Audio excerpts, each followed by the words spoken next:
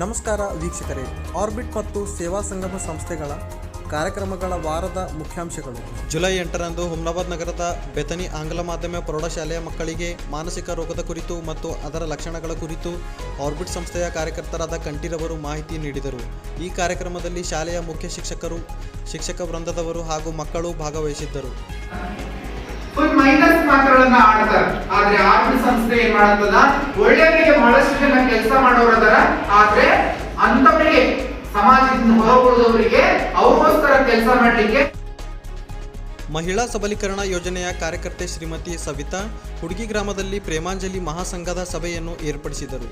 ಮಹಾಸಂಘದ ಮಾಡುವ ಉದ್ದೇಶ ಸಂಘಟನೆ ಮತ್ತು ಒಗ್ಗಟ್ಟು ನಾಯಕರಾಗಿ ಬೆಳೆಯುವುದು, ಸಮುದಾಯದ ಹಾಗೂ ಕುಟುಂಬದಲ್ಲಿನ ಸಮಸ್ಯೆಗಳು ಬಗೆಹರಿಸಿಕೊಳ್ಳುವುದರಲ್ಲಿ ಸಹಾಯವಾಗುತ್ತದೆ, ಮೂಲಭೂತ ಸೌಕರ್ಯಕ್ಕಾಗಿ ಇತರ ಇಲಾಖೆಗಳಿಗೆ ಅರ್ಜಿಕೊಳ್ಳಲು ನೆರವಾಗುತ್ತದೆ ಎಂದು ಹೇಳಿದರು. ಸಂಘ ಮತ್ತು ಮಹಾಸಂಘದ ಸಭೆಗಳು ನಡೆಸಲು ಮಹಾಸಂಘದ ಮೂಲಕ ಸಮುದಾಯ ಭವನಕ್ಕಾಗಿ ಅರ್ಜಿ ಕೊಡಲು ತಾವೆಲ್ಲರೂ ಜವಾಬ್ದಾರಿಯನ್ನು ತೆಗೆದುಕೊಳ್ಳಬೇಕೆಂದು ತಿಳಿಸಲಾಯಿತು. ಇದರಲ್ಲಿ 5 ಸಂಘದ ಪದಾಧಿಕಾರಿಗಳು ಭಾಗವಹಿಸಿದರು. ಬೀದರ್ ತಾಲೂಕಿನ ಅಮಲಾಪುರ ಗ್ರಾಮದ ಸರ್ಕಾರಿ ಪ್ರೌಢಶಾಲೆಯ ಮಕ್ಕಳಿಗೆ ಜಾಗತಿಕ ಕಾರ್ಯಕ್ರಮವನ್ನು ಆಯೋಜಿಸಲಾಯಿತು. ಕಾರ್ಯಕ್ರಮದಲ್ಲಿ ಆರ್ಬಿಟ್ ಸಂಸ್ಥೆಯ ಲಿವ್ ಲವ್ ಲಾವ್ ಫೌಂಡೇಶನ್ ಕಾರ್ಯಕ್ರಮದ ಕಾರ್ಯಕರ್ತೆ ಅನಿತಾ ಮಾತನಾಡಿ, ಮಾನಸಿಕ ಆರೋಗ್ಯ ಎಂದರೇನು, ಮಾನಸಿಕ ಕಾಯಿಲೆಯ ಲಕ್ಷಣಗಳು ಮತ್ತು ಮಾನಸಿಕ ಕಾಯಿಲೆಗೆ ಇರುವ ಕಾರಣಗಳು, ಮಾನಸಿಕ ಕಾಯಿಲೆಯ ಬಗ್ಗೆ ಜನರಲ್ಲಿ ತಪ್ಪು ಕಲ್ಪನೆಗಳ ಬಗ್ಗೆ ಮಾಹಿತಿ ನೀಡಿದರು. ಮಾನಸಿಕ ಅಸ್ವಸ್ಥರನ್ನು ಪ್ರಥಮ ಹಂತದಲ್ಲಿ ಪತ್ತೆ ಹಚ್ಚಿ ಅವರನ್ನು ಜಿಲ್ಲಾ ಮಾನಸಿಕ ಆರೋಗ್ಯ ಶಿಬಿರದಲ್ಲಿ ಉಚಿತವಾದ ತಪಾಸಣೆ ಮತ್ತು ಚಿಕಿತ್ಸೆ ಮೂಲಕ ಸಮಾಜದ ಮುಖ್ಯವಾಹಿನಿಗೆ ತರಬಹುದು ಎಂದು ತಿಳಿಸಿದರು. ಈ ಕಾರ್ಯಕ್ರಮದಲ್ಲಿ ಒಟ್ಟು ಅಮಲಾಪುರ ಸರ್ಕಾರಿ ಪ್ರೌಢಶಾಲೆಯ ಮಕ್ಕಳು ಮತ್ತು ಶಿಕ್ಷಕರು ಸೇರಿ 60 ಜನರು ಭಾಗವಹಿಸಿದರು. ಜುಲೈ 9ರಂದು ಭಾಲ್ಕಿ ತಾಲೂಕಿನ ಸಿದ್ಧಾರ್ಥನಗರ್ ಕಾಲೋನಿಯಲ್ಲಿ ರತ್ನಜ್ಯೋತಿ ಮಹಾಸಂಘದ ಸಭೆಯನ್ನು ಮಾಡಲಾಯಿತು. ಸಭೆಯಲ್ಲಿ ಮಹಾಸಂಘದ ಬಲವರ್ಧನೆ ಕುರಿತು ತರಬೇತಿಯನ್ನು ಮಾಡಲಾಯಿತು. ಸಂಪನ್ಮೂಲ ವ್ಯಕ್ತಿಯಾದ ಮಹಿಳಾ ಸಬಲೀಕರಣದ ಸಂಯೋಜಕಿಯಾದ ಶ್ರೀಮತಿ ನಿರ್ಮಲಾರವರು ಸಂಘ ಮಹಾಸಂಘ ತಾಲೂಕು ಒಕ್ಕೂಟದಲ್ಲಿ ಆಗದಿರುವ ಸಣ್ಣ ಪುಟ್ಟ ಕೆಲಸಗಳನ್ನು ಜಿಲ್ಲಾ ಒಕ್ಕೂಟದಲ್ಲಿ ತಂದರೆ ಆ ಕೆಲಸವನ್ನು ಬೇಗ ಆಗುತ್ತದೆ.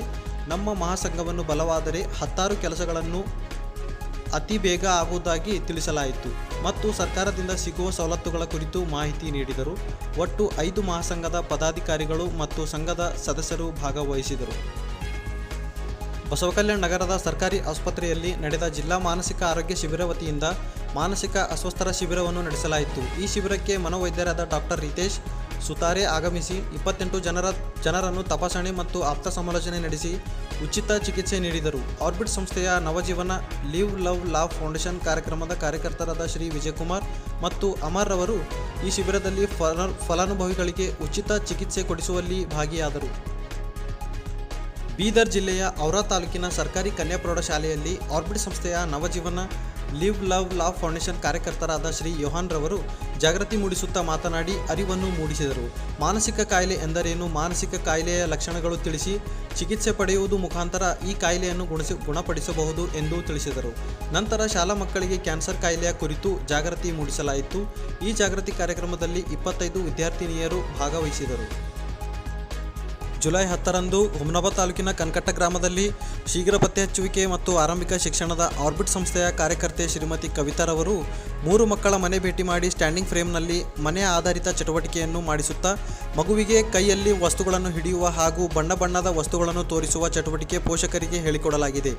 ಅಂಗನವಾಡಿ ಕೇಂದ್ರದಲ್ಲಿ 2 ಮಕ್ಕಳಿಗೆ ಚಟುವಟಿಕೆ ಮಾಡಿಸುತ್ತಾ ಬದಲಾವಣೆಯ ಹಂತಕ್ಕೆ ತರಲಾಗಿದೆ. ಒಂದು ಮಗುವಿಗೆ ಅಂಗನವಾಡಿ ಹುಲ್ಸೂರು ತಾಲೂಕಿನ ಗೋವರ್ಧನ್ ತಾಂಡ ಮೊರಾರ್ಜಿ ದೇಸಾಯಿ ವಸತಿ ಶಾಲೆಯಲ್ಲಿ ಆರ್ಬಿಟ್ ಸಂಸ್ಥೆಯ ವತಿಯಿಂದ ಮಾನಸಿಕ ಅಸ್ವಸ್ಥತೆ ಕುರಿತು ಜಾಗೃತಿ ಕಾರ್ಯಕ್ರಮವನ್ನು ಆಯೋಜಿಸಲಾಯಿತು.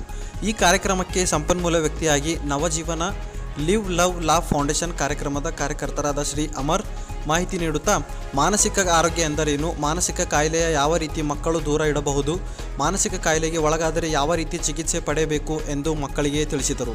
ಈ ಜಾಗೃತಿ ಕಾರ್ಯಕ್ರಮದಲ್ಲಿ ಒಟ್ಟು 98 ಜನ ಶಾಲಾ ಮಕ್ಕಳು ಹಾಗೂ 2 ಜನ ಶಾಲಾ ಶಿಕ್ಷಕರು ಭಾಗವಹಿಸಿ ಮಾಹಿತಿ ಪಡೆದುಕೊಂಡರು. ಶಾಲೆಯ ಮುಖ್ಯೋಪಾಧ್ಯಾಯರು ಶ್ರೀ ದಿಗಂಬರ್ ಕೆವಡೆ ಕಾರ್ಯಕ್ರಮವನ್ನು ನಡೆಸಲು ಸಹಾಯ ಮಾಡಿದರು.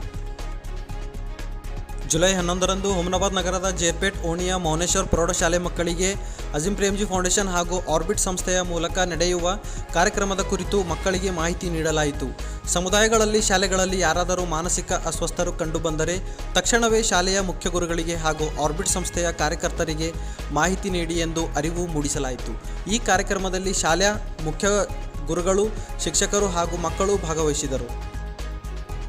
ಜುಲೈ 12ರಂದು ಹುಮನಾಬಾದ್ ತಾಲೂಕಿನ ಆರ್ಬಿಟ್ ಸಂಸ್ಥೆಯಲ್ಲಿ ಅಜೀಂ ಪ್ರೇಮ್ಜಿ ಫೌಂಡೇಶನ್ ಅವರ ಸಹಯೋಗದ ನವಜೀವನ ಕಾರ್ಯಕ್ರಮದ ಮಾನಸಿಕ ಅಸ್ವಸ್ಥರಿಗೆ ಹಾಗೂ ಪೋಷಕರಿಗೆ ವಸತಿ ಸಹಿತ ಶಿಬಿರವನ್ನು ಆಯೋಜಿಸಲಾಗಿತ್ತು. ಬಂದಂಥ ಶಿಬಿರಾರ್ಥಿಗಳಿಗೆ ಸ್ವಯಂ ಉದ್ಯೋಗಗಳಾದ ವ್ಯವಸಾಯ, ಟೈಲರಿಂಗ್, ಕಿರಾಣಾ ಶಾಪ್ ಮತ್ತು ಬ್ಯೂಟಿ ಪಾರ್ಲರ್ ಇತರ ವಿಷಯಗಳ ಕುರಿತು ಮಾಹಿತಿ ನೀಡಿದರು. ಶಿಬಿರದಲ್ಲಿ ಒಟ್ಟು 40 ಫಲಾನುಭವಿಗಳ ನವಜೀವನ ಸಿಬ್ಬಂದಿ ವರ್ಗದವರು ಮತ್ತು ಸಂಸ್ಥೆಯ ನಿರ್ದೇಶಕರು ಹಾಗೂ ವ್ಯವಸ್ಥಾಪಕರು ಭಾಗವಹಿಸಿದರು. ಕಷ್ಟವನ್ನು ನಮ್ಮ ಜೀವನದ ಒಂದು ಭಾಗವಾಗಿ ಮಾಡಿಕೊಂಡು ನಾವು ಜೀವನವನ್ನು ನಡೆಸಬೇಕು. ಆವಾಗ ಮಾತ್ರ ಜೀವನ ಸಂತೋಷವಾಗುತ್ತೆ. ಯಾವಾಗ ನಾವು ನಮ್ಮ ಜೀವನದಲ್ಲಿ ಕಷ್ಟ ಅಂತ ನಾವು ಯೋಚನೆ ಮಾಡ್ತಾ ಹೊರಗ್ತೇವ, ಖಂಡಿತವಾಗಿ ನಾವು ಸಂತೋಷವಾಗಿರಲ್ಲ. ಯಾವಾಗ ನಾವು ಆ ಕಷ್ಟವನ್ನು ಸಂತೋಷವಾಗಿ ಮಾರ್ಪಡಿಸಿ ಜೀವನ ನಡೆಸ್ತೇವ, ಆವಾಗ ಸಂತೋಷವಾಗಿ. ಇದನ್ನು ನಾನು ಯಾಕೆ ಹೇಳ್ತೇನೆ ಅಂದರೆ, ಪ್ರಿಯರೇ, ನಿಮ್ಮ ಕುಟುಂಬದಲ್ಲಿ ಕೆಲವು ವರ್ಷದಿಂದ ಆರೋಗ್ಯವಿರಬಹುದು, ನೀವು ದವಾಖಾನೆಗೆ ಹೋಗ್ತಾ ಇದ್ದೀವಿ, ನಿಮಗೆ ಗೊತ್ತಲ್ಲ. ಇದೀಗ ಸೇವಾ ಸಂಗಮ ಸಂಸ್ಥೆಯ ಮುಖ್ಯಾಂಶಗಳು. ಜುಲೈ 8ರಂದು ಕಲಬುರಗಿ ತಾಲೂಕಿನ ನಂದೂರ್ಕೆ ಗ್ರಾಮಕ್ಕೆ ಉಜ್ಜೀವನ ಕಾರ್ಯಕ್ರಮದ ಸಂಯೋಜಕರಾದ ಶ್ರೀ ಚಂದ್ರಕಾಂತ್ ಇವರು ಭೇಟಿ ನೀಡಿ ರೈತ ಸಂಪರ್ಕ ಕೇಂದ್ರದಿಂದ ಸಿಗುವ ಯೋಜನೆಗಳ ಬಗ್ಗೆ ಮಾಹಿತಿಯನ್ನು ತಿಳಿಸಿದರು.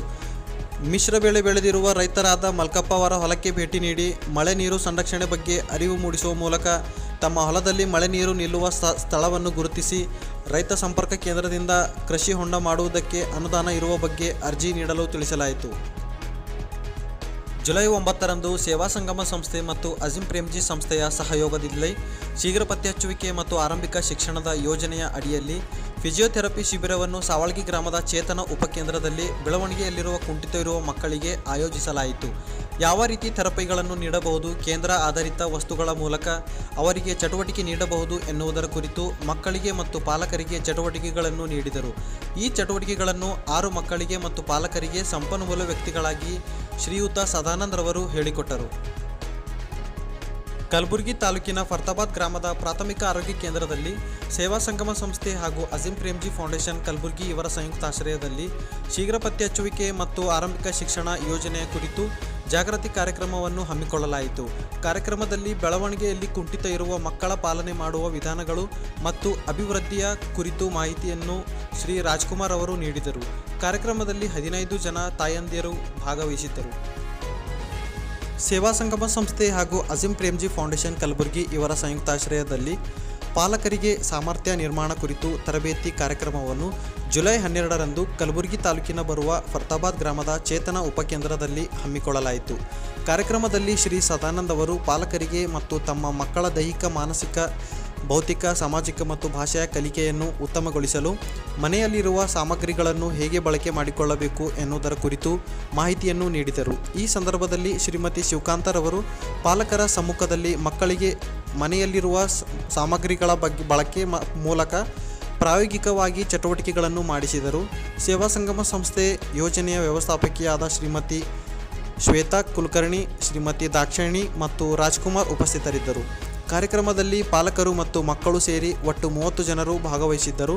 ಫರ್ತಾಬಾದ್ ಹಾಗೂ ಹೊನ್ನಕಿರಣಗಿ ವಲಯ ವ್ಯಾಪ್ತಿಯಲ್ಲಿ ಬರುವ ಗ್ರಾಮಗಳ ಪಾಲಕರು ಈ ತರಬೇತಿಯ ಸದುಪಯೋಗವನ್ನು ಪಡೆದುಕೊಂಡರು.